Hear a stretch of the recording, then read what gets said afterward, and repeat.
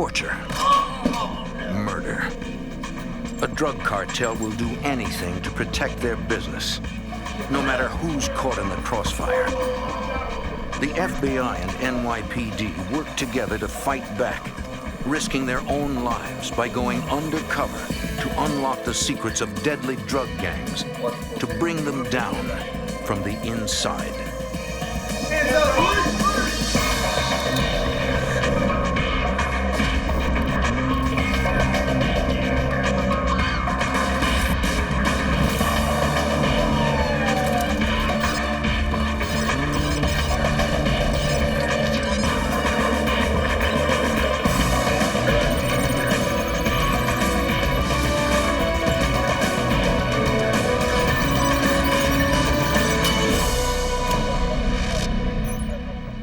When the streets of New York flooded with crack cocaine in the 1980s, a wave of violence threatened to drown the city. Colombian cartels brought the coke in and ran their operations with an iron fist. I'm Jim Kallstrom, former head of the FBI's New York office. Agents somehow had to infiltrate a complex crime ring, protected by a code of silence. Going head-to-head with killers, any misstep would be fatal.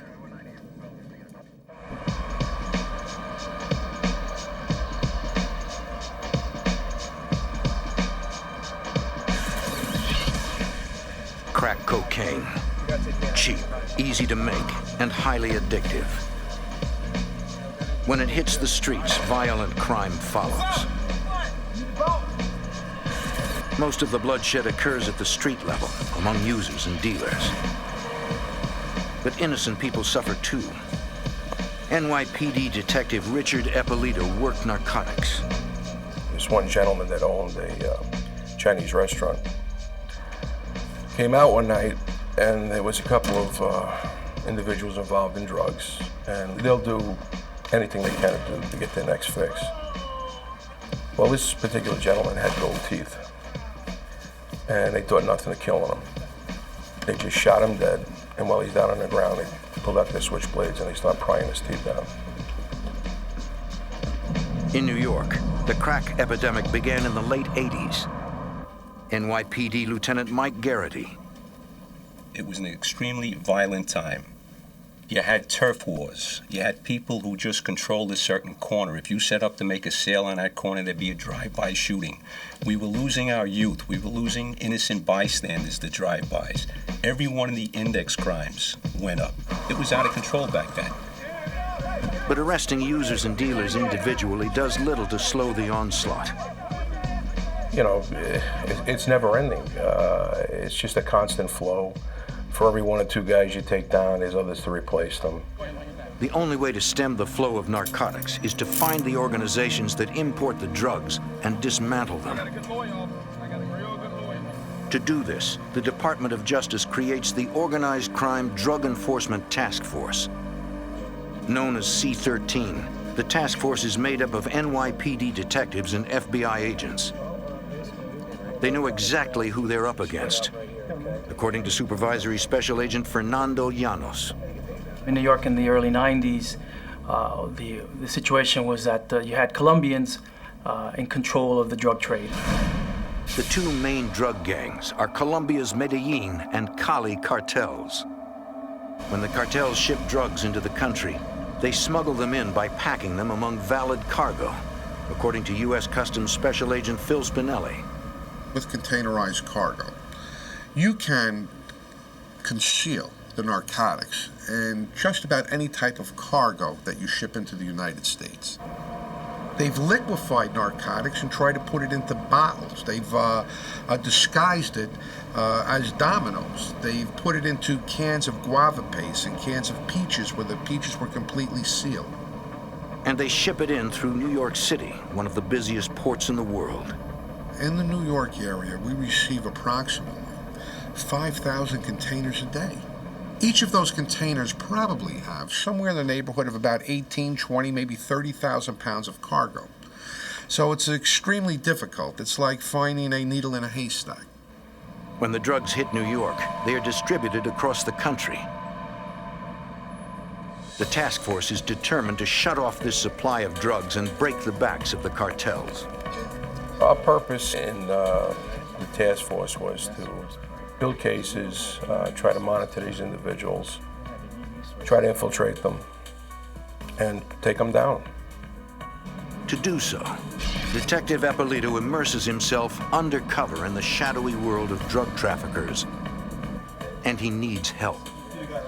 The most productive cases involve confidential informants because they know what's going on. They're already on the inside. Once the detective develops trust with an informant, doors begin to open. I had one particular confidential informant that was extremely reliable. In December 1991, the informant tells Eppolito about a man named Eduardo. He says Eduardo deals in cloned cell phones and might be connected to the Medellin cartel. He knows the Colombian cartels desperately want to do business with the American mafia. They felt traditional organized crime was here a long time. They know all the ins and outs, all the tricks. They have all the contacts. And that's basically what they were looking for. This could be the opportunity Eppolito's been looking for to get inside the cartel. He decides to go undercover, posing as a member of the mafia in an effort to orchestrate a large-scale drug purchase from the cartel. The detective asks the informant to set up a meeting with Eduardo and introduce him as Tony Romano, his undercover identity. The informant goes to Eduardo and tells him about Tony Romano. Eduardo seems interested in a mafia connection and agrees to meet. But he warns the informant, if it's a setup, there'll be hell to pay.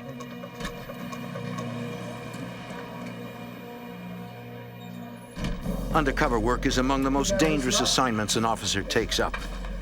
If he's identified as a cop, he and his informant will likely be killed. Every meeting is scripted so the undercover knows what to say and what to avoid. An undercover operation is a carefully orchestrated deal. We just don't send the undercover out there. He doesn't operate in a vacuum. What we do, we have pre-meets before we go out. We have tack plans. We go over things. We try to cover every scenario that possibly could happen. And when we decide to go out, the safety of the undercover is paramount. We have people that are assigned strictly to watch the undercover, provide security for them. You try to control the meet location. You're going to pick a location that you're somewhat familiar with. C-13 decides to have Eppolito meet Eduardo in a local bar. We set up outside, we surveilled, them arriving and going in, but we also sent agents and detectives, inside. The key is never appearing too anxious. It was best not to jump right into the drugs, because a lot of times when you do that, they raise up on you, and they think you're the cops or the feds, and they back off. So I figured I'd start off small, start off low, and try to do some cellular fraud business with this guy. Eppolito suggests a deal for cloned cell phones, reprogrammed phones that use an unwitting customer's service for free. He says he needs them for his mob activities. And I also told him that I don't want to jump right into the drug aspect because I don't know who you are. So let's do this, and if we both come out of it okay, we can move on. So a little bit of psychology there.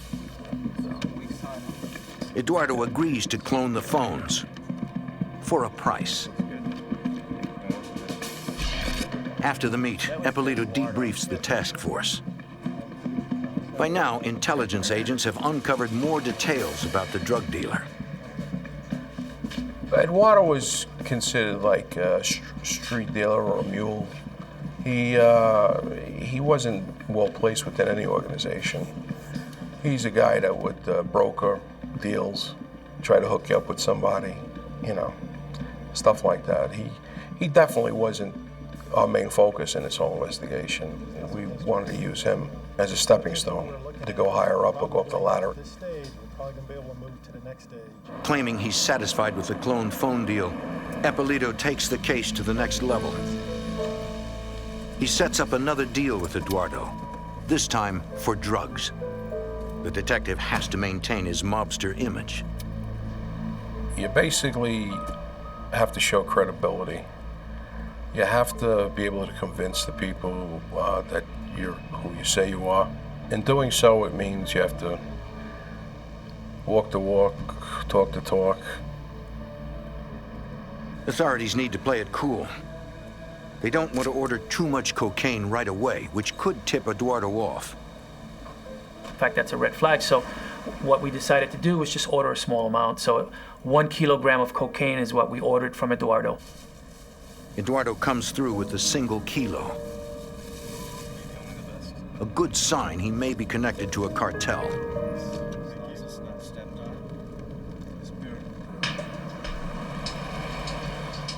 Undercover officers follow Eduardo after the deal.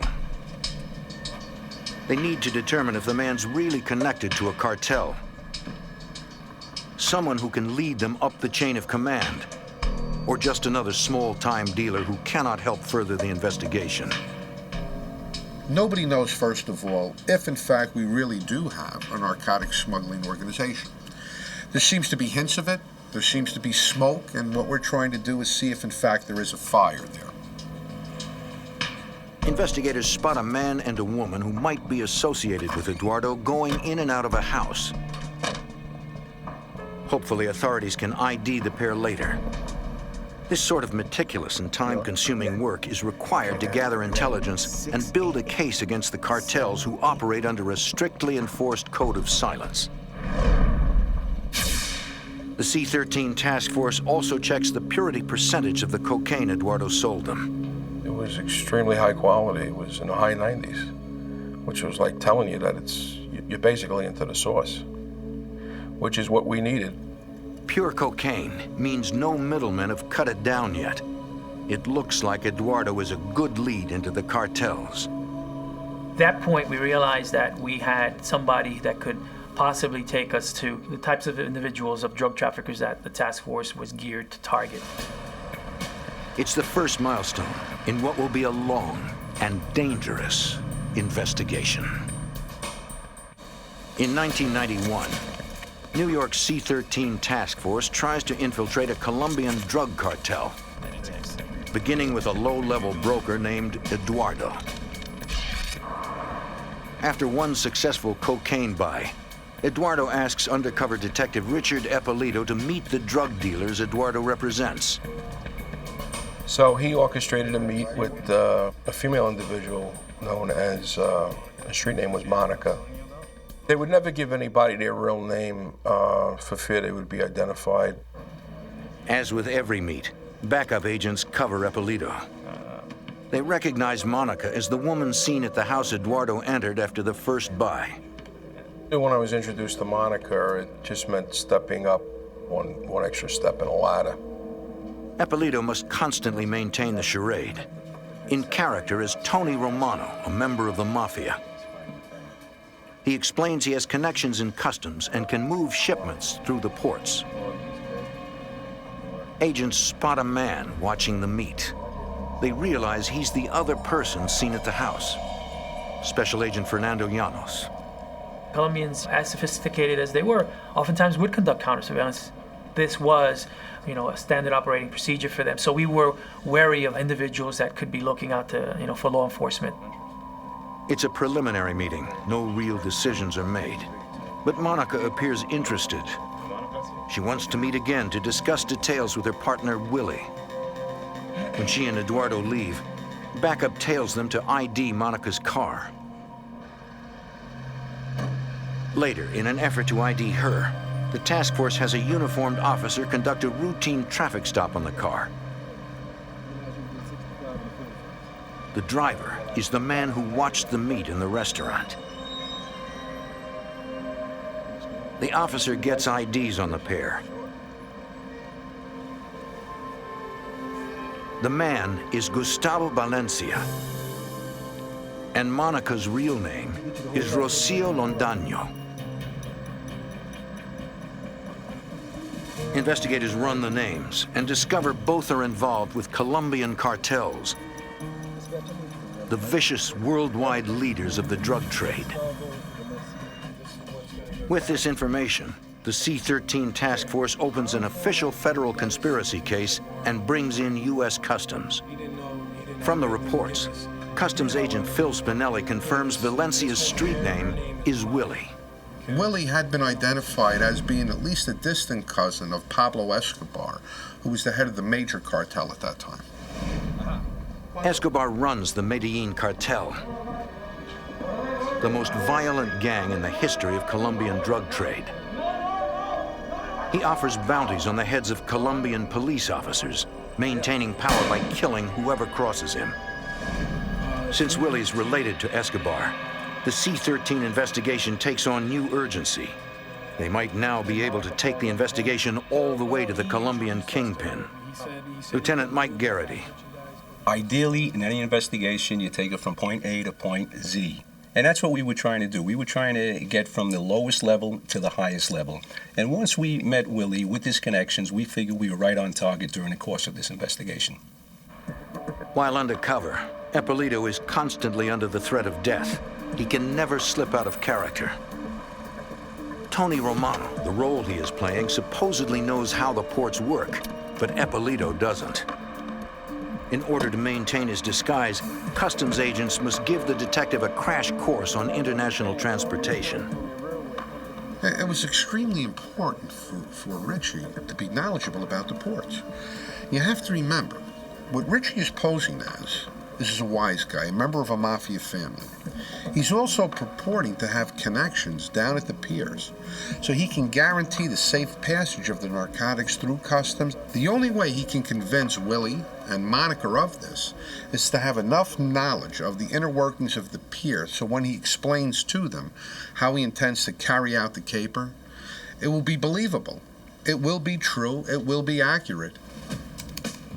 Because the cartels are sophisticated enough to run their own background checks, the task force creates a full identity for the fictitious Tony Romano, complete with a long criminal record. Everyone working the case knows how important it is to hide Eppolito's true identity.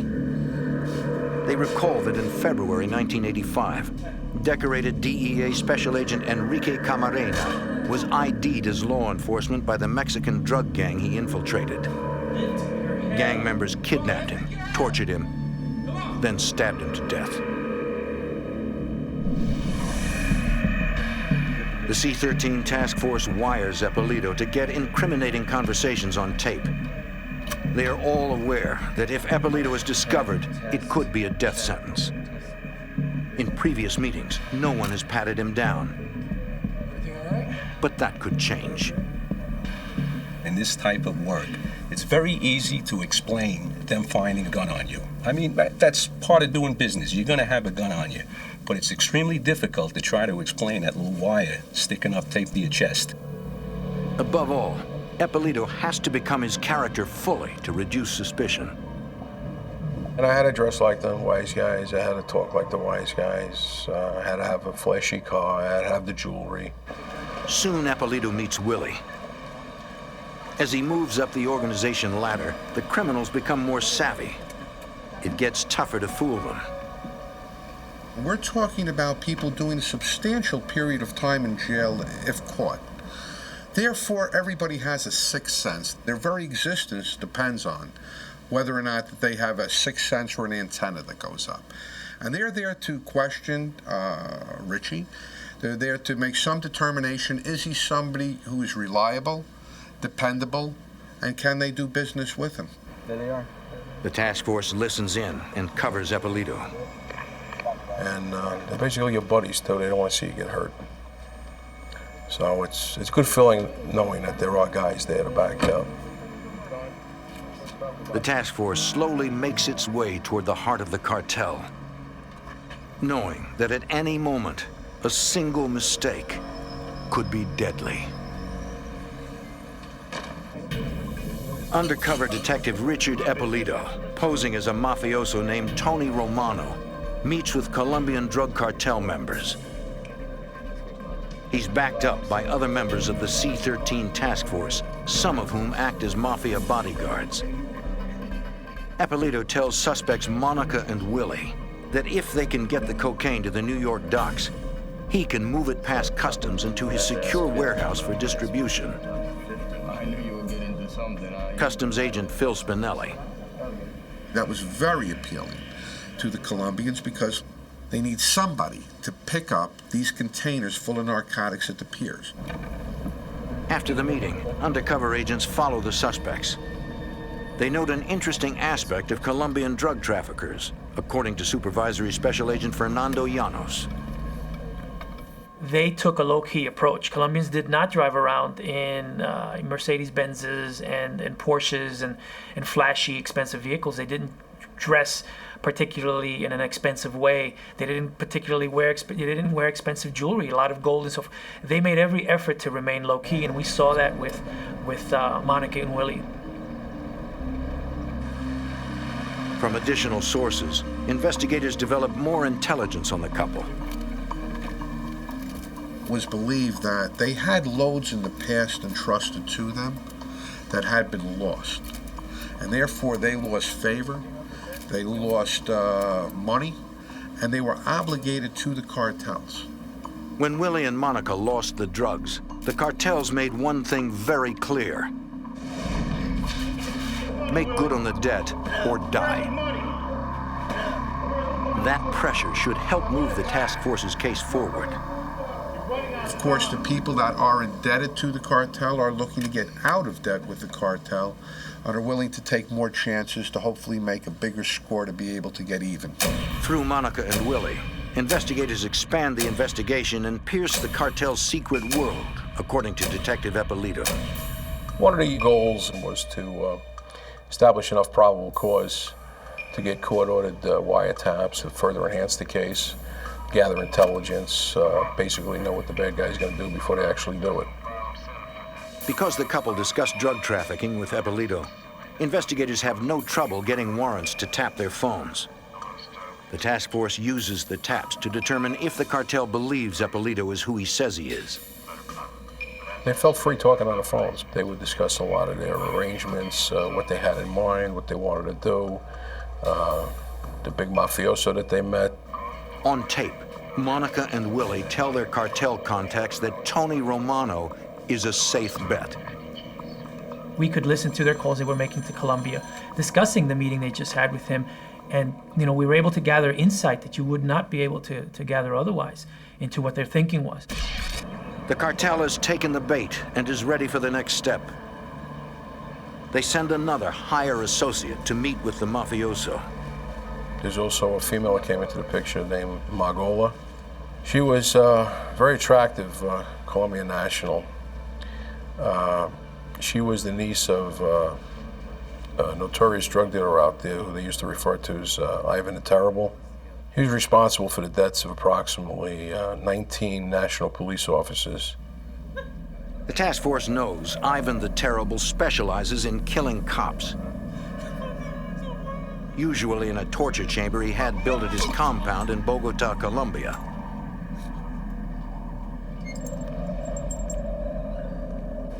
Eppolito must continue playing his role and needs to convince Magola that he's a mafia wise guy or risk being killed.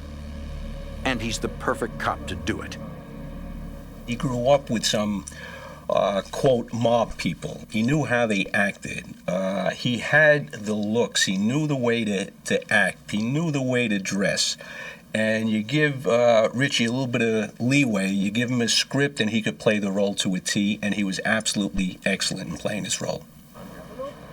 Eppolito notices one of Magola's associates has a gun and must decide whether to call for help from backup.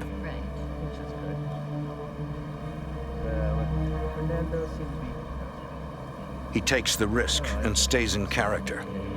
He doesn't want to blow the case. Backup knows what to do if anyone gets suspicious of them. Is that possibly somebody is making us? What we would do is probably step a little bit further back from the set. So they would think that to a certain extent they are seeing ghosts, where in fact there were no ghosts. In the end, it appears Magola believes Tony Romano can provide a safe route for drug running. Slowly, the task force makes its way deeper into the cartel. We were piecemealed individuals. First we met Eduardo, then we met Monica, then we met Willie, then it was Margolis. They kept introducing different people. The way it works, those people would report back to the people back in Colombia, and they'd say what's going on. It seems to be going well. But Eppolito can never let down his guard. He is in constant danger. If the cartel suspects anything, they could send assassins and hit Eppolito at any time, not just at a meeting. They could wait, get you at a later time, let you think everything's okay. Next time you show up, you get one in the back of the head.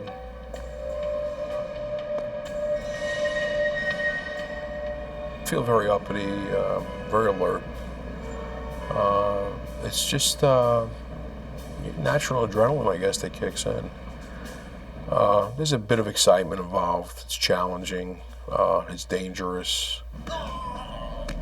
Any mistake could mean another murder of a dedicated law enforcement officer. New York investigators try to infiltrate Pablo Escobar's Medellin drug cartel and dismantle it. As the case builds, the C-13 task force puts more resources into it, including an office for undercover detective Richard Eppolito's mafia character. I just had an undercover office in Floral Park, Queens, and it was wired for both video and audio to document meets and gather evidence. It's the best place for monitored meetings, according to Lieutenant Mike Garrity. We were able to bring the people there. We were able to record the conversations. We were able to videotape every one of these conversations. When Monica and Willie show up to the office for a meeting, they're watched the entire time. FBI Special Agent Mary Setzer acts as Eppolito's receptionist. We met in the office approximately 2 or 3 times a month. My responsibilities were to answer the door when the subjects arrived, announce them to the undercover, and then usher them into the office. She's there for protection, but she's also part of the act. Richie frequently tried to ease the tension by making fake phone calls to me from the office during his meetings. He would pick up the telephone and say, "Make sure that order arrives tomorrow. Get that fax out." It's all done to convince the cartel members the detective is actually Tony Romano. You have to establish credibility with these people. If you say who you are somebody, you have to show them, you have to prove it. So we set up this operation to bring them there and put them at ease. Plus it served as a meeting place. It was out of the view of the public. They felt secure, they felt safe. It's a slow process as the task force orchestrates a complex fraud against wary adversaries. Supervisory Special Agent Fernando Llanos. These were savvy people. These were people that were involved in drug trafficking for many years in Colombia and elsewhere outside of Colombia, in furtherance of the cartel's major worldwide distribution effort. Throughout the whole investigation, we were always concerned that, there would be a slip-up, that something inappropriate would be said, or perhaps that surveillances would be made that would give the whole thing up. If the cartel ever suspects anything, they would likely kill Eppolito and his informant. On rare days off, Eppolito needs a reason he can't meet Monica and Willie. He tells them he often goes to Atlantic City to tend to the mafia business there. Eventually, Monica and Willie ask to see the Atlantic City operation. Eppolito's got a problem. He has no real business in Atlantic City. The team scrambles to create an elaborate ruse that will trick the drug dealers. Took them all to Atlantic City. That's another credibility thing. They wanted to see where I spent my weekends, where I hung out. So we took them to the casinos. The Jersey State Police were very instrumental on setting up the casinos where I could, walking like I was a big shot. We could comp them. We got them rooms. We dined like kings and queens. Backup is all around. The entire undercover operation is carefully scripted, and nothing is left to chance. The task force wants the cartels to see everything they need to see to believe Eppolito is a mafioso. They even send in an undercover officer to act as a mafia captain and ask the informant for a meeting with Eppolito. The informant talked to Richie. Richie walked away, but in clear view of the other participants. The other individualist prearranged threw his arms around Richie, greeted him, kissed him on both cheeks, and he handed him an envelope with a wad of money. And Richie sent him on his way, walked back to the table, pulled out the wad of money in the envelope, leaped through it, put his back, and Richie complained that he's always working. Even in Atlantic City, he can't catch a break. And these people were totally impressed with this.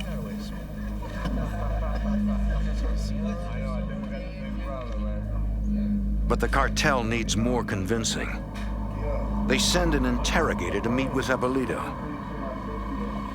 His street name is Sammy, and he specializes in finding undercover cops. Sammy was somebody, he was a wild card that was introduced to the investigation. He was, an enforcer, somebody that apparently, was capable of, determining whether somebody was, a law enforcement officer, obviously. The room is fully wired, and agents watch from an office in the hotel. In touch with backup stationed near the room. They must protect Eppolito, but they can't move too soon. You have to make a decision basically in a split second. And if you make the wrong decision in a case like this, let's say to move in, you could blow maybe about a year's worth of investigation. Now, if you move too slow, you could lose an undercover. Sammy starts the interrogation. I didn't pat him at the door to see if he was armed or not, but a lot of these guys are armed and you gotta be careful.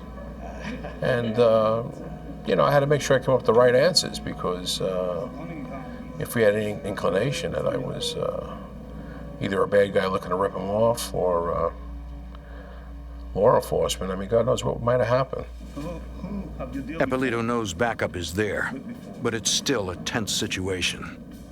There's always a signal that's set up between you and the backups in case something goes wrong, or a code word.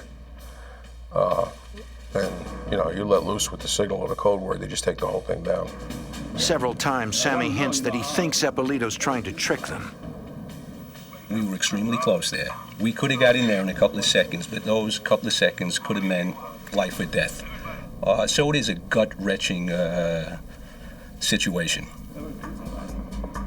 As Sammy continues to press Eppolito, agents fear that one wrong answer could destroy the entire investigation, and Detective Eppolito would be killed. Undercover Detective Richard Eppolito faces off against an interrogator from Pablo Escobar's drug cartel, a man known only as Sammy. He demands details of Eppolito's past crimes to prove he really is a mafioso. Agents watch the meet, ready to send in backup. At some point during the interrogation process, I felt I had to put a stop to it before either I said something that I couldn't back or the informant. And I basically stood up. I told him, I says, listen, I says, do you really expect me to tell you everything I've done? Do you expect me to tell you the people I've killed? The people I've dealt drugs with? I says, for all I know, you could be a cop, you could be an agent. I says, I told you what I'm going to tell you. The detective takes a risk, in character as Tony Romano, demanding more respect. I says, here's my hand. Either you feel comfortable with me, or it's a pleasure meeting you, and I'll take my business elsewhere. The tension rises. And he got all upset. He walked off to the side, talking to them. There was some hollering and screaming in Spanish, of course, which I didn't understand. Sammy and the others might be planning something violent, But Ippolito can't back down now. You can't show that you're intimidated or afraid of them. I mean, that's the worst thing. You got to come on just as strong or even stronger than they do at times. Detective Mike Garrity is seconds away, but seconds might be too late. We were getting ready to move in, but Richie handled it excellent. He was able to get out of it. Watch post 1-1, all units stand down. Everything's okay. Finally, Sammy decides Ippolito is the real thing. He came back, smiled, shook my hand, and said, we'll be doing business. Once again, the detective has conned the criminals. Customs agent Phil Spinelli. It's all part of being an undercover. It's all part of being able to act calmly under pressure. And Richie, of course, being the pro he is, handled it very well. Before the drug traffickers leave Atlantic City, Sammy decides to test the informant, according to Supervisory Special Agent Fernando Llanos. All of the subjects asked the source to go to one of their rooms to talk to him. And fortunately, we had an adjacent room, and we're able to listen in to the conversation. The informant is a civilian, not law enforcement, and might not hold up to the pressure of the interrogation. Agents watch as Sammy tries to get the informant to double-cross Tony Romano. He pushes hard. Got a little heated at times. The backup teams thought they were going to have to go crashing through the door and rescue the informant and just basically take the case down at that point. It's a big case, but not worth a man's life. You have to take calculated risks, and this was another instance where we needed to do that. Can we respond quickly enough? Can we get into the room if this man whips out a gun, or a knife and puts it to our source's throat? The informant refuses to betray the powerful mafioso. He says, his people will kill me. Quicker than that. He says, I could never do anything to betray him or the family. And when he said that, they respected him. And they saw he wasn't going to betray me, so I guess they felt he had a certain amount of integrity. And he wouldn't be that much of a risk factor for them as well. And they broke open a bottle of champagne in the room, and they celebrated. And Another possible crisis averted. it could have been the end of the investigation, or the end of the informant if they had decided to kill him. It seems like endless meetings, but this level of caution is how the cartels grew so powerful. You're dealing with formidable adversaries. I mean, there was a lot of negotiations before we got down to the fine movements of getting the drugs from Colombia over to here. As the investigation deepens, the next step up the ladder is Hernando Sanchez Eneo, a high-level cartel member. He suggests going beyond a single shipment and opening a new drug pipeline into the U.S., a marriage of the Colombian cartels and the American mafia. We gave them the opportunity to move a product without law enforcement interceding from the pier to one of our warehouses. So in effect, what we did, we provided one-stop shopping for this organization, and they loved it. The addition of Hernando means the C-13 task force is moving deeper into Escobar's cartel. It was a feather in our cap to get him involved in this particular thing, and more we knew we were getting closer and closer to the source. With a warrant, investigators tap Hernando's phones. To protect Ippolito, they route calls through a secure Atlantic City phone number to his New York home. During one call, Hernando asks Ippolito to come to Colombia with him to inspect a cocaine shipment. It's too dangerous for Ippolito to go. It would be like walking into the lion's den. And the task force would be unable to protect him. But if he backs out, the cartel may grow suspicious and kill him. Undercover detective Richard Ippolito was working to bring down the powerful Medellin drug cartel. Hernando Sanchez Aneo wants him to accompany him to Colombia to inspect a cocaine shipment. The detective must get out of the trip. It's too dangerous. His team could not protect him on foreign soil. Thinking quickly, he tells Hernando he can't leave his mob business unattended and hopes he doesn't suspect anything. I mean, one of two things could happen. They could just walk away from you and never have anything to do with you again. Or depending on how far you are into their group or organization, how much you do know, your life could be at risk. Eppolito gets a break. Hernando falls for the story. The task force continues to follow the suspects to ID more associates. Investigators watch as Hernando meets with a man identified as Mauro Trujillo, a high-level cartel member who's been wanted by the DEA for narcotics trafficking and money laundering. Agents want to grab him, but they don't want to blow the current investigation, so they wait.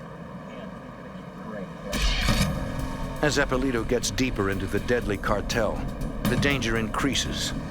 There's a high risk factor. Some nights I didn't go home. If I did go home, I would have to do it in such a way where I made sure I wasn't being followed. Finally, as the new year passes, Eppolito learns the shipment is on its way. But there's a change of plans. Instead of the cocaine, Hernando says they're sending a test load. 9.5 tons of marijuana. In character as Tony Romano, the detective acts upset at the change. But it's a big load, and would be the evidence they need to bring the operation to a close. It was a heck of a test load. Normally, we hadn't seen anything like that. Test loads were like 1 or 2 kilos. See if it gets seized, goes onto the street, and let's see what happens. The task force can't let that amount of drugs on the street. When the load arrives at the New York docks, undercover investigators transport it directly to Eppolito's warehouse. The investigators need to check the container's contents. But there's a seal on its door to ensure no one has opened it. It's a common practice in international shipping. Agents need to find a way to get inside and keep the seal intact. U.S. Customs Agent Phil Spinelli. What they were able to do is to detach the door without breaking the seal. At first, it looks like a normal shipment of clothing.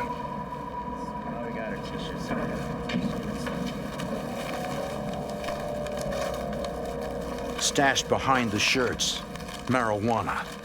Literally tons of it.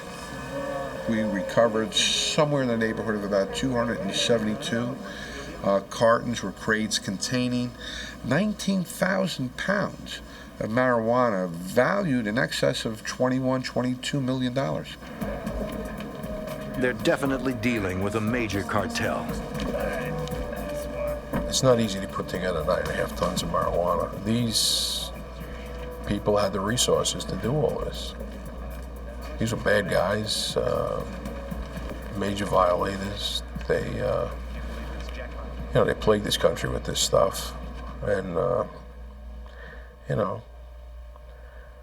they just needed to be taken down and bring a halt to their operation. For prosecution, the C-13 task force needs the suspects to complete the transaction and accept the shipment. Eppolito invites them to the warehouse. And of course there was video and surveillance equipment in place. We had one of my workers come with a big bolt cutter and cut the seal on the back of the container. And I handed them the seal. I said, here's a souvenir for you. And they could see that the load was sealed. It wasn't tampered with. It got here in one piece. And I happened to have an Italian switchblade on me, by the way. I cut it open, and they examined it, and they were happy. They saw it was the stuff they had sent over, and they also wanted to take some back with them. But Eppolito can't let the drugs hit the street and uses the cartel's unplanned switch from cocaine to marijuana to his advantage. I said, now you screwed me, and, this is basically how it's going to go. You're going to do what I tell you to do. I want those 5,000 kilos here. When I get my drugs, then you get your marijuana. The suspects panic. They are desperate to take control of the drugs. Shockingly desperate. Monica actually offered up her baby to me as a form of collateral and good trust. It's a stunning move no one expects. Fear comes across when you hear stories like that. The reason being is that if she's willing, they give her child up to this unknown criminal figure. What would she have done to myself or any member of the investigative team if in fact she found out we were law enforcement, or if in fact she found out that Richie in reality was an undercover police detective? It sends a couple of chills up your spine. Eppolito stands firm. He will not release the marijuana until the cocaine he ordered comes through. The cartel members finally agree and plan to meet later.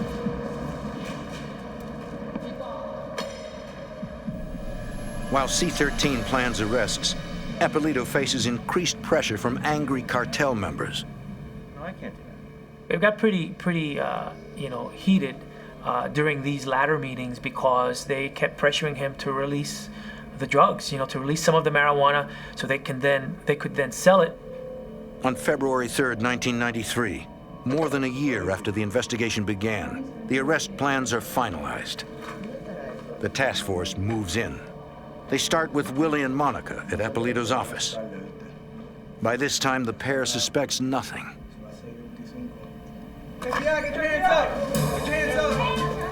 They were bewildered. They didn't know what was going on. Guys coming with shotguns, guns out, bulletproof vests on. Then, the man they knew as Tony Romano emerges. I went out there to speak to them and try to get them to cooperate. And I told them, I'm the police. And I guess they felt betrayed and that I had deceived them, which I did, in the interest of justice. And Willie actually looked at me with tears in his eyes and he says, how could you do this to me? I said, well, Willie, I says, you come into this country, you bring this stuff, you destroy our people, our youth. I said, I'm a police officer, I'm a detective. I says, I'm here to uphold the law. I says, you broke the law. I said, you people are under arrest. And that was it, and I walked out of the room. FBI agents, FBI agents. Within 24 hours, C-13 arrests Hernando and 6 other co-conspirators. Magola is never found, having fled to Colombia. Eduardo, Monica, Willie, Hernando, Trujillo, and others are each charged with multiple counts of conspiracy to distribute narcotics. FBI Special Agent Mary Setzer. They all pled guilty. However, Mauro Trujillo, also known as Restrepo, fled the country and left for Colombia. The FBI is looking for information regarding the whereabouts of Mr. Trujillo. If anybody has that information, they can call the New York office of the FBI at 212-384-1000. More than a year of dangerous undercover work by the agents and officers of the C-13 task force helped cripple a drug cartel many thought was unstoppable.